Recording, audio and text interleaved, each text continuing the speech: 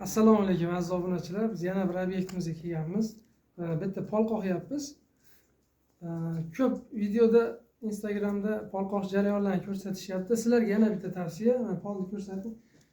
Oralig'iga lagani tagiga beton quyib olganmiz, bordyur quyganmiz.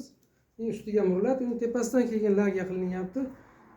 Чтобы bemalol ham ish qilasiz, keyin muammo tug'dirmaydi. Ilgari lagan tagiga ustun qo'yib, g'isht qo'yib bu narsalar qilinardi. U narsa yurganda chiqib ketib qolsa keyin muammo tug'dirardi, pol qimirlab.